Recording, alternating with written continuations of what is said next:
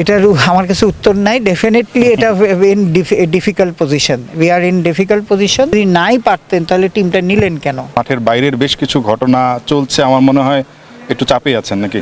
Definitely চাপে আছি। 2-3 ঘন্টা আগে যদি একটা টিম বলে যে আমরা ফাইন্যান্সিয়ালি সাপোর্ট দিতে পারছি না, হ্যাঁ।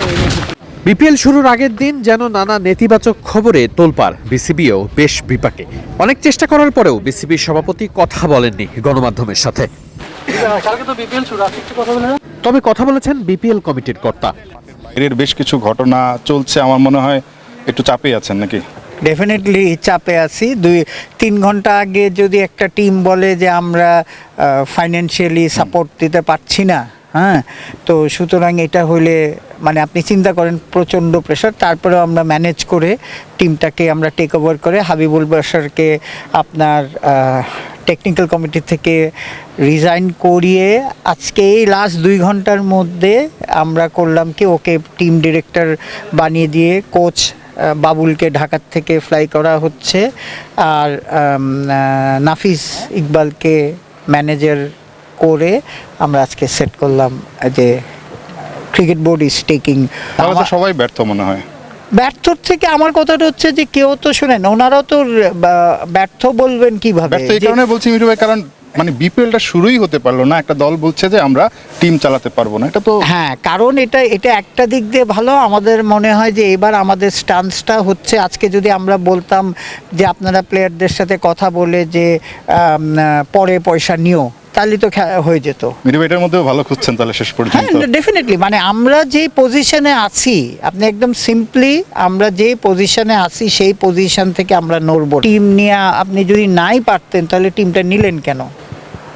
সো আমাদের কোয়েশ্চেন হচ্ছে এটার যে সবাইকে অ্যাংজাইটিতে ফেলে জাস্ট 3 ঘন্টা আগে আপনি চিন্তা করেন যে 3 ঘন্টা আগে আপনি আমাদের না করে দিচ্ছেন। এখন আরো বড় ব্ল্যান্ডার হয়, কারণ একটু আগে নোয়াখালী এক্সপ্রেসের 2জন কোচ মাঠ ছেড়ে চলে গেছে যে আপনারা একটা টিম যাচাই বাছাই করে দিয়েছেন, ওরা বলই দিতে পারে না, 2টা বল দিয়ে এত বড় একটা দল প্র্যাকটিস করে। হ্যাঁ, না এটাই শুনলাম যে তাদের বলে ঢাকার থেকে ফ্লাইট আসতেছে না বলে তারা না, কিন্তু তারপরেও তারা পেমেন্টটা দিয়ে দিয়েছে। একটা গুড নিউজ হচ্ছে যে দেখেন রংপুর রাইডার্স 50% পেমেন্ট দিয়ে দিয়েছে, রাজশাহী 25% দিয়েছে, তারপরে ঢাকা 25% দিয়েছে, একটু আগে বলে আপনার নোয়াখালীও 25% দিয়ে দিয়েছে, অ্যান্ড বিকালে বলে সিলেট দিয়ে দিবে।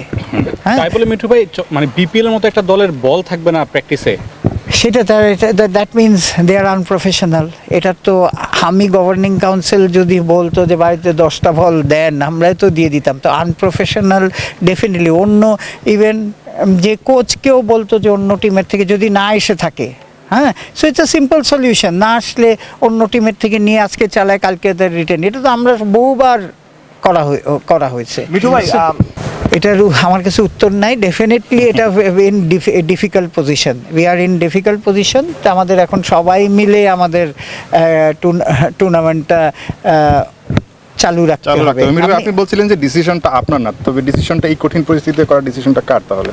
আমাদের collectively board has taken a decision. So ওইখানে 25 জনের মধ্যে আমিও একজন। কথাটা বুঝছেন?